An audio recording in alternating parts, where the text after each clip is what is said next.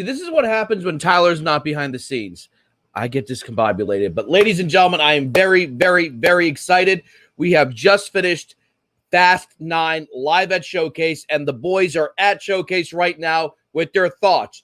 Fair warning, we have decided not to do a spoiler review. We're going to keep it spoiler-free. So normally, if you've seen our previous reviews, what we normally do is we'll do a non-spoiler review, and then we'll get into spoilers. Today, it will be spoiler-free. We know this is a big movie. It is not anywhere else to watch. You got to watch it in theaters. I'm hearing a lot of cool things happen. So you know what?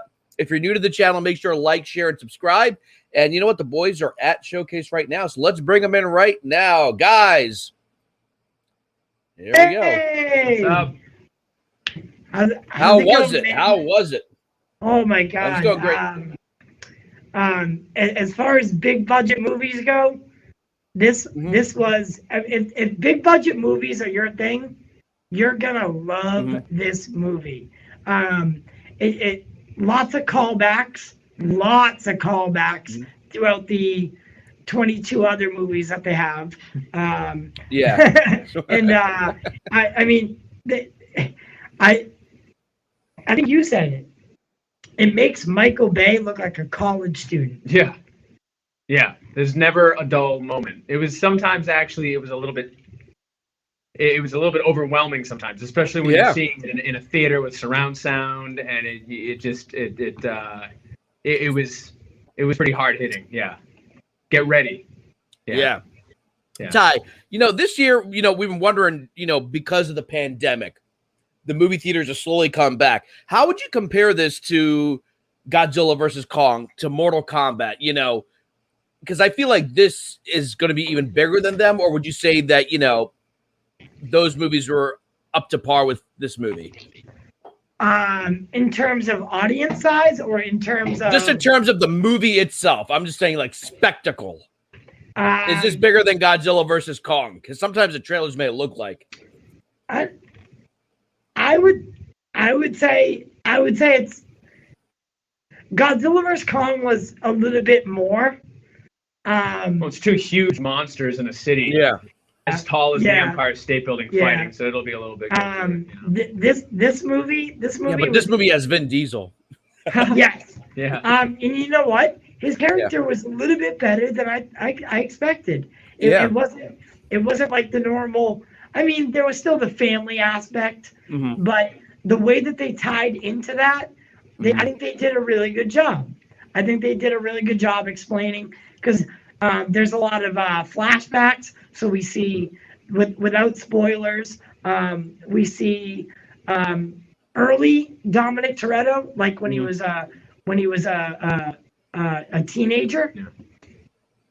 So and I figured, because we learned in this movie, and of course this was in the trailers, that he has a brother, and all of us are like, wait, when did he have a brother? But did that feel forced, or did that feel organic? Was it like, oh yeah, he had a brother, or did they explain it well? It was a little bit of both. Bit of both, because we knew he had a sister, right? And that's Mia, who married Brian. But they never talked about their brother. They explain it in this movie pretty well, because basically Dominic and him have a falling out, and he says, "Don't come back. Don't come back. Don't come around here anymore." Yada yada yada. And then whatever. And they bring him back in this movie, and it's, in a way, it was done well. Without spoiling it, I really don't know how to say it. Yeah. It was done well. So how was Cena? Because we know he's going to be in Suicide Squad. He looks fun, but this is him. First time I've seen maybe him doing like a serious villain role, because a lot of times he'll play more, funny characters, or, how was he as the bad guy? Did you buy it? Did it feel forced? I thought he did quite well. Yeah. I thought he did well. I thought that he was a good match for his brother, Dom, and I think he looked good. And I think that he plays a tough, young, badass villain well. And okay. Yeah. Well, you got And the way that so the problem with villains in films is their motivations, right? Mm-hmm. We have a lot of motivational issues with villains. The motivations behind this villain are, I think, done really well. Oh yeah, right. The reason why he's like he is, it was done really well. Yep. There's definitely layers to it. Yep. So this is the first movie I can think of where they're used. We know Charlize Theron. She was Cypher in Fate of the Furious. She's also the villain here. Is she the central villain and he's the secondary villain? Oh, okay. Yeah, I was wondering how they were going to do that. No, so he is technically the central villain. Okay. She does play a part. Okay. But if we were to get into her part, we would end be up spoiling it. And folks, a reminder for anyone joining us just now, this is a spoiler-free review. We're not getting into spoilers. So, I guess, did this, each Fast and the Furious movie gets bigger and bigger and bigger. Was this bigger than the last few movies or just as big or... Bobby, what do you think? I haven't seen as many of them as Tyler has, but I can say it was huge. And I think that, once again, I can't spoil anything. Yeah. But I think it may be the biggest. Let's just say that. And you'll see. The viewers will see why as the movie goes on. Sorry, I gotta fix the camera here. Okay. Yeah, so, Bobby, you come from an indie background and you've worked in film and stuff like that. Hang on one second. Did this movie have, I guess you could say, the kind of character development you were expecting, or do you think there was enough there for someone who let's say isn't into big budget films to kind of enjoy? Yeah, that's a good question. I will say, might want to just move it over a little bit. I will say that somebody who is in, more into kind of indies, things that are kind of have meaning to it, layers. I think that people can definitely there's something for people like that as well. I will say I got a little bit teared up, not teared up, but I got a little emotional. I got a little emotional in certain parts because like we said, it goes into the past and it gets into their family. That's all I'm going to say. And I definitely think that there was substance to it. So people who are not as big a fan of kind of Michael Bay-esque big budget amusement park films will still enjoy it. Just make sure the volume isn't too high because there's a lot of explosions and it gets a little bit overwhelming sometimes. So people who are into that, you're going to be satisfied. So you're going to be satisfied. I remember people said that, when you remember Avengers Infinity War came out, because that movie is just, it starts off with action and there's like no break for about 2.5 hours. And, I think, though, as a society, we've been kind of conditioned to that. Like, if this movie Fast 9 had come out 15 years ago, people would be like, it's too much. But because of big budget comic book movies coming out multiple times a year, all of a sudden, we're slowly getting conditioned to, like, this cacophony at once, And tell me about it. You guys watch it in X Plus, right? Yes.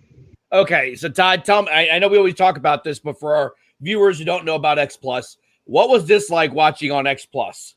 Oh man, in X Plus, there's no other way to see a movie like this than in X Plus or its rival IMAX, because not only are we coupling the dual 4K lasers, the projection screen, right? So your typical theater will have one laser projector.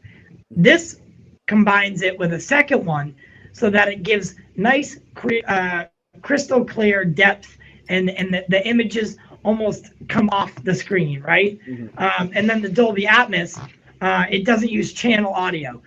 So it's precision audio, whereas each sound is told exactly when and where in which speaker to play, right? So say a car is coming from the back of your back of the screen and it drives into your eye line and then past you. You hear it from the back of your head and then all the way, and it comes across. It was magnificent in X Plus. Magnificent. Really? Wow. Magnificent. Yeah. In fact, when anytime I tell people like movies like this, you want to watch it on the big screen. Bobby, let me ask you this. You said you haven't seen all these movies, and I know a lot of people who are like, man, I want to see this Fast 9 movie, but I don't know if I have time, to watch all the other 10 or 8 or 9 movies before it. Do you think if someone is a casual fan or hasn't really seen all of them, they're able to follow the story? Like, what do you think? Without a doubt. Oh, without a doubt. Yeah. And even if they don't understand every little thing that's going on in the film, like we said, without spoiling it, it goes into a lot of layers. There's a lot of layers to it. It gets into the family. It goes in the past. There's a lot of callbacks. It gives you some hints as to what's going to happen in the future. Yeah, no, I think somebody who has never seen a Fast and Furious movie ever could still enjoy it without a doubt. Enjoy it. Yeah, because that was the issue, with the Marvel movies, like when the big Avengers movies came out, like, you tell everyone, look, you gotta see the previous movies to know where this story's taking place. But I feel like with these movies, you can kind of figure out the story. It's not like it's rocket science or anything. Right.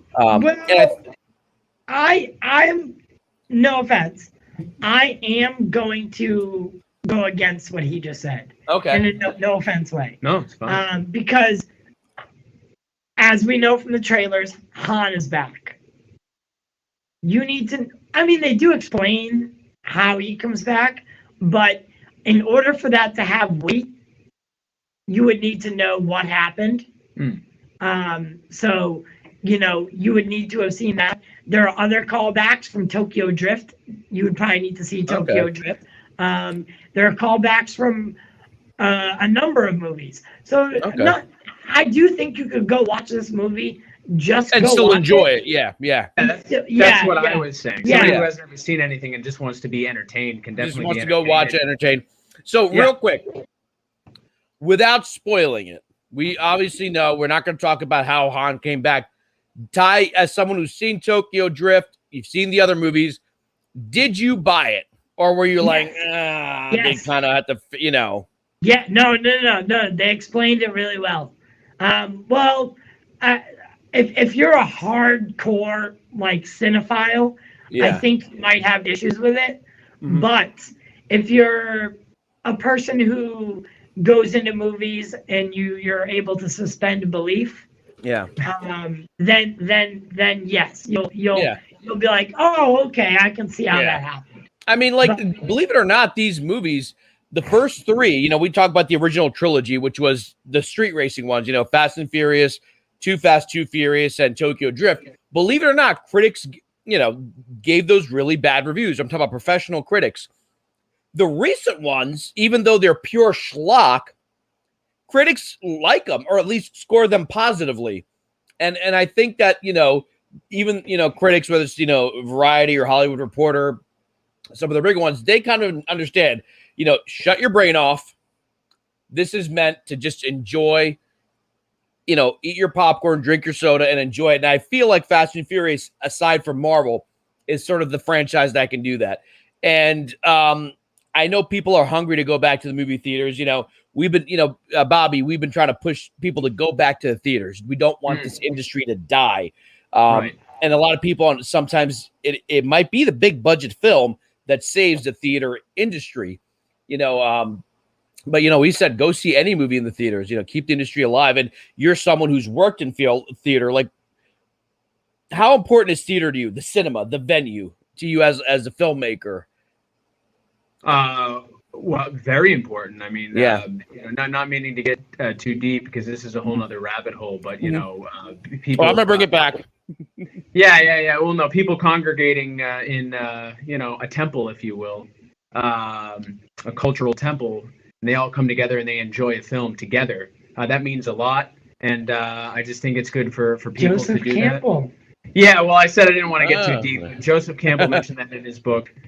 I learned that from him. Right. Oh, there you go. And there were things that we used to do as society, and we don't do them so much anymore, especially with this whole pandemic lockdown thing that occurred within the last year.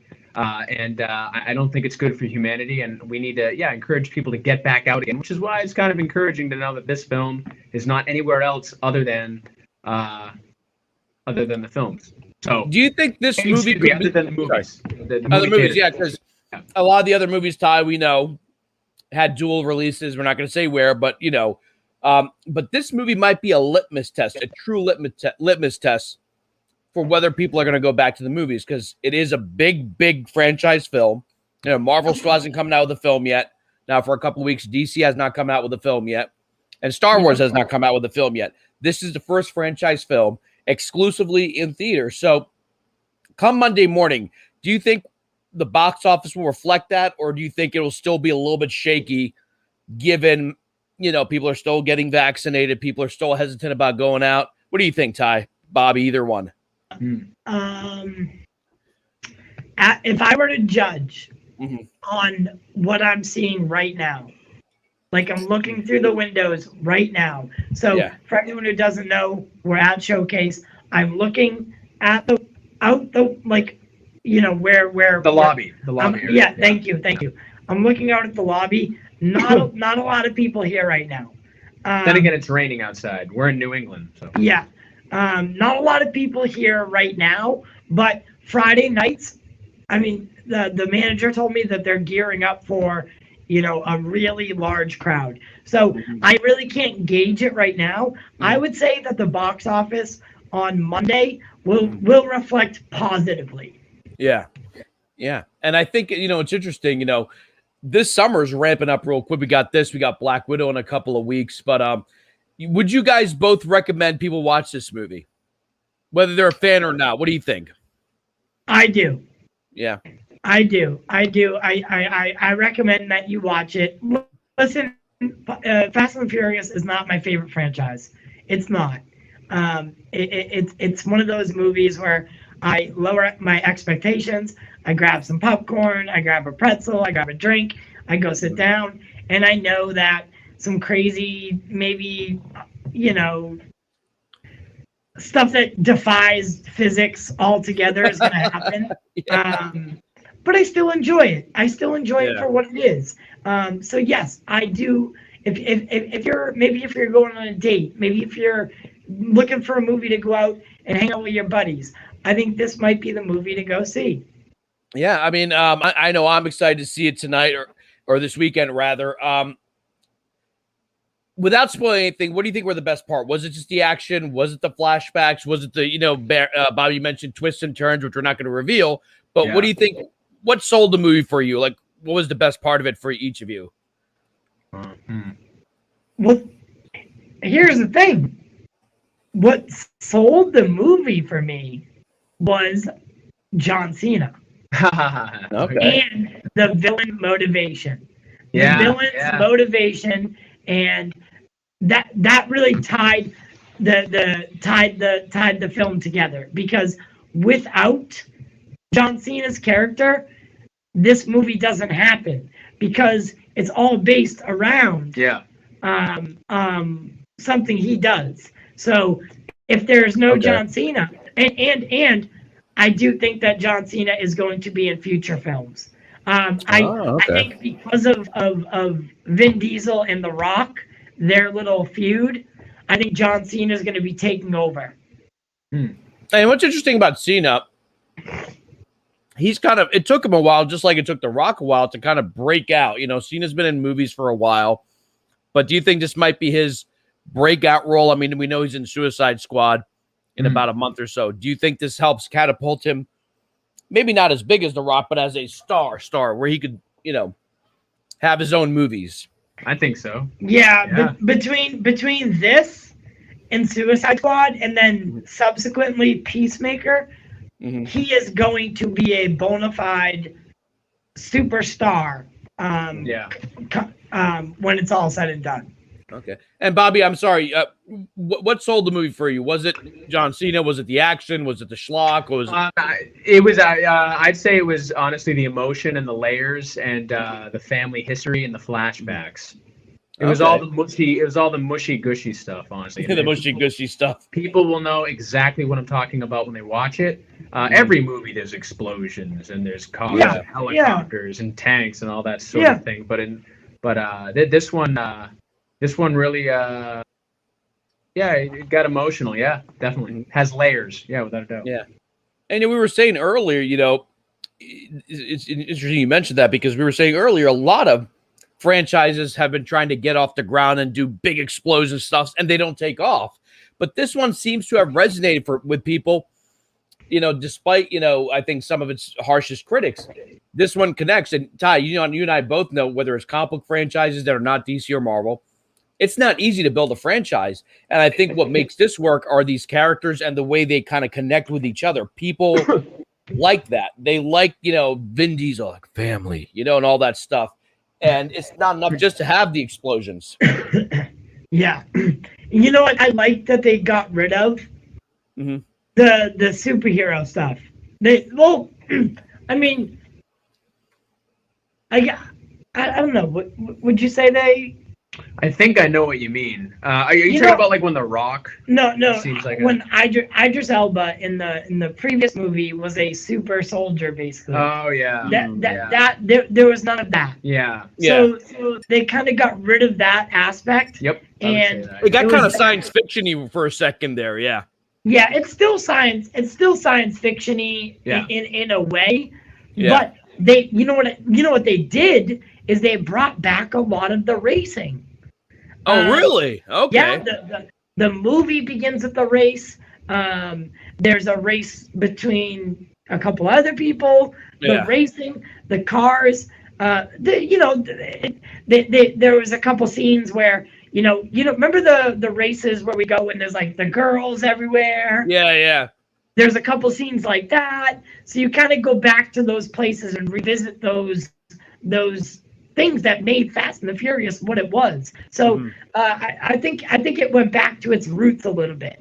Okay, good, because I was going to ask you about that poster, because, behind you, courtesy of Showcase, they're all standing with a vehicle, and I'm like, well, obviously they're going to have chases, but, I'm not saying they should go back to straight up racing again. I think they're well beyond that, but that is what kind of was the original appeal, fit guys and beautiful women and fast cars. Like that was what the trailer sold you to pull you in to watch this movie about family, so to speak, Yeah. And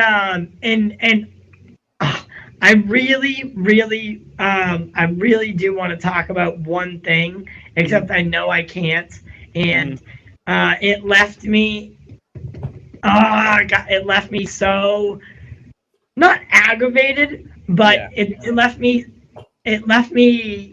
eager. At the end of the movie that I'm not spoiling again, but at the end of the movie they have a family dinner, and something happens. Oh and, yeah. Even I didn't quite understand what it was until something happens, and it was truly special. Yeah. It was truly special. Let me ask you this: is there any post-credit stuff at all? Yes. There's one post-credit sequence which I actually had to text him because we sat separately. Yeah. And I texted him. I said, "There's one post-credit scene, so stay for it." I will say this: I will be debuting the post-credit scene. Probably tomorrow morning. Okay. I'll be debuting just the post-credit scene. And that's it. But it doesn't spoil the movie by any means. It has nothing to do with the actual film. It's something for the future. Okay. But I Showcase was nice enough to give me a copy of that scene. Nice. Yeah, he's emailing it. We got our first exclusive, guys. Yeah, we got our first exclusive. He gave me a couple posters, and then I asked him about it, and I said, "Hey, is there any way you can do this for me?" And he said yes. I'm really excited about that. All right. That'll be exciting. Keep going. Yeah. So let's talk about the future. There will be more Fast and the Furious movies. 100%. 100%. Spoiler. There will be. Yep. Nobody. Not everyone dies. No one. The cast doesn't die in this movie. But there will be more Fast and the Furious movies. I think we already knew that they were greenlit for 10. At least 10, right? Yeah. I think 10 and 11 are going to be the last ones. And that doesn't even include the Hobbs and Shaw sequel, which is going to be its own thing, Right. So, but let's talk about the future of Showcase, of us and Showcase. So we have Black Widow coming up. We have Black Widow coming up. We have Suicide Squad coming up. Yeah. What else do we have coming up, Jack? I think we have Shang-Chi. They just dropped a new trailer today for Shang-Chi. Yes. I did. The Spider-Man also, but there's so many other things we want to look at, But I think Black Widow. I was talking to our friend Michael there, who's sort of our go-between. I think in 2 weeks we'll probably be back for Black Widow. Yeah, in 2 weeks we'll be back for Black Widow. Unfortunately, Bobby will not be able to join. So I'll be doing that one by myself, but we're gonna have such a great time. Black Widow is one of those movies where I'm gonna be able to talk about it enough for 3 people, literally enough for 3 people. So it'll be Jack and I,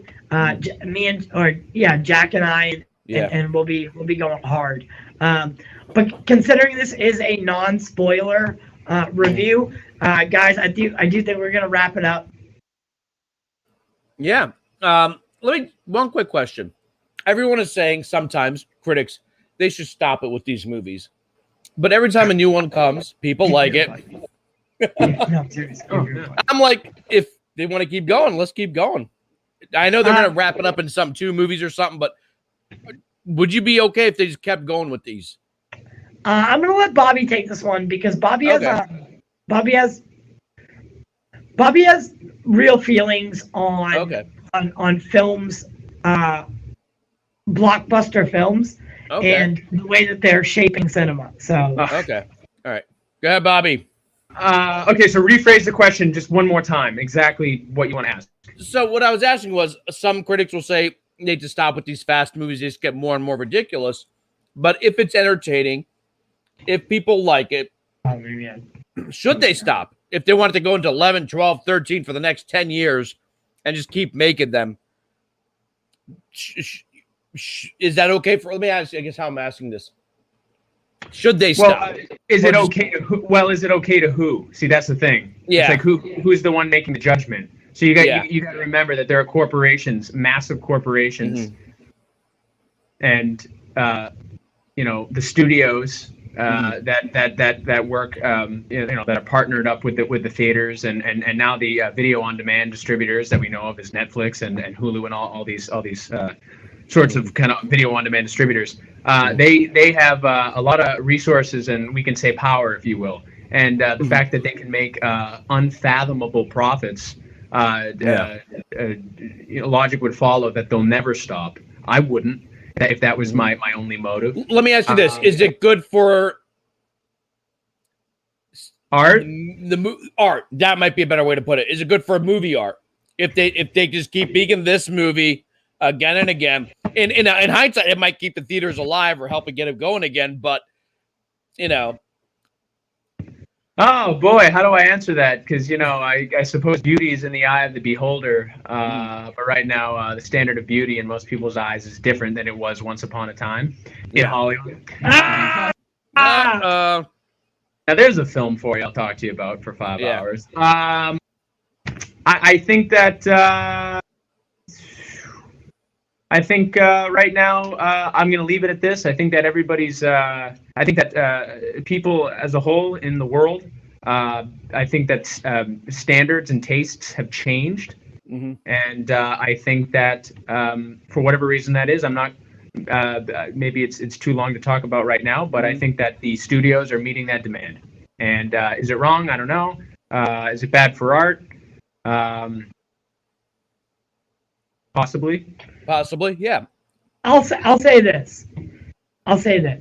I think that these movies, these big blockbuster films, are killing indie film. Yeah. I think they're killing indie film in a sense that no one wants to go see an indie film in theaters anymore. Mm-hmm. They only want to go see these big blockbuster movies in cinemas because they're made specifically to be, you know, it's been tailored to them. Yeah. The theaters specifically are tailored to blockbusters. The Dolby Atmos, the X Plus, the big screen, the recliners. You know, I mean, that's a luxurious theater you guys are in. Yeah, the recliners. Indie films are taking a back seat because say Black Widow's out. Mm-hmm. Black Widow is going to get all the attention. Yeah. You could have the greatest indie film in theaters and no one would even know. Yeah. And no one would even know because Black Widow's out. And all the talk, the critics, the trades, everyone would be talking about Black Widow. And I think we do need to find a balance because blockbuster movies and these action thrillers, they're not the only movies that are coming out. Yeah. Brilliant directors are being overseen because of these movies. Yeah. Because they'll make these great indie films, but you'll never see them. Yeah, and I also think that these as you say brilliant directors aren't able to get their vision and art out to the world is because they don't really have a platform or they don't have the resources to do it right now. And that's why I would encourage people to go out and maybe try to make your own platform. For instance, I have a friend right now who's developing a platform right now called CubeStream, in which the filmmakers will upload their content, and it's crypto, and the algorithm is as such so that the proceeds that they make from uploading the film, most of it, upwards of 90% of it, will go back to the filmmaker. It's trying to empower the artist again. Because right now the resources are in the hands of very powerful people, and that's just how it's gone. And but then again, also let me just say one more thing. I have no problem with blockbuster films. Paranormal Activity was a blockbuster film. Yeah. Or even Blair Witch Project. It was independent, and all of a sudden, right. I don't think you know. I'd love to see a great movie make a lot of money. That's great. I'm so happy for the filmmaker. I guess just these amusement park films they're ubiquitous now, and you know, like I said, back in the day, people seem to like them. The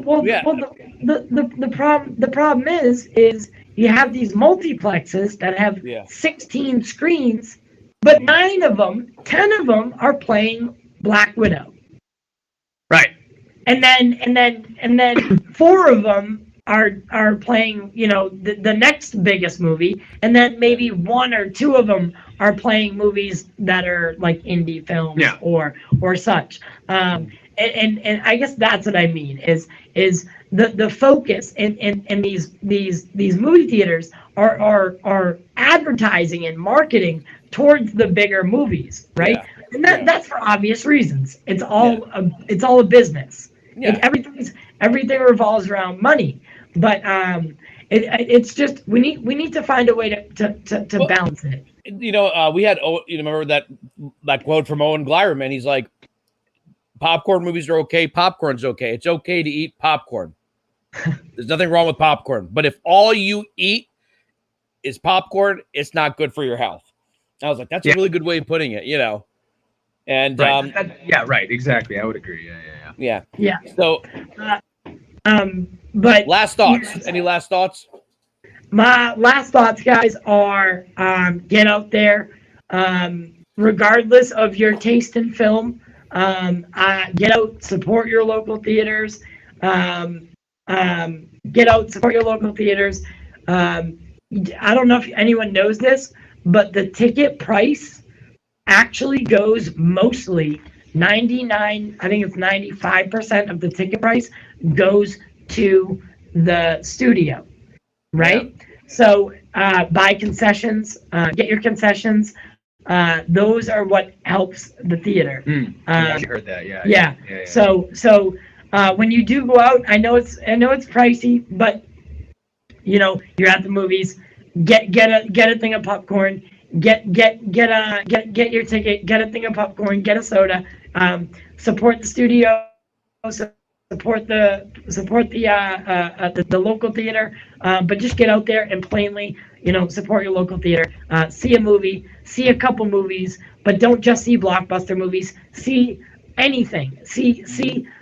You'd be surprised at some of the films that I've went out and took a risk on, right? Been like, yeah, I don't know if I'm gonna like this, but I'm gonna go see it anyway. And then I come out loving it.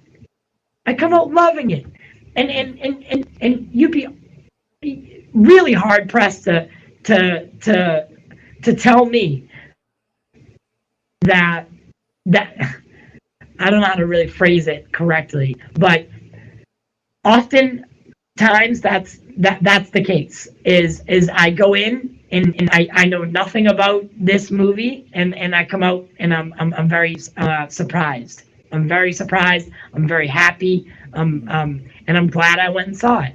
Yeah. So don't just go see these blockbusters. Go see all the movies. Yeah. And people need to get out. We've been locked up indoors for a long time. Get out there. Get some sunshine. It's summer. Fresh air. Go out, get some fresh air. And you know what I like to do? I like to go to a movie and then go to a diner. Find a place to eat and then talk about it. Don't just go back home. Right. Get out there, talk about it, You know, even if it's a dumb movie, just talk about it. What did you like? What did you love? Folks, thank you so much for being here with us. I want to thank Tyler. I also want to thank Bobby for joining us for the first time. Thank you so much for coming, Bobby. Folks, thanks for having me. Yeah. Your local theaters. Get out there. We'll be here with more coverage throughout the weekend. We do it for you, and we do it for the culture.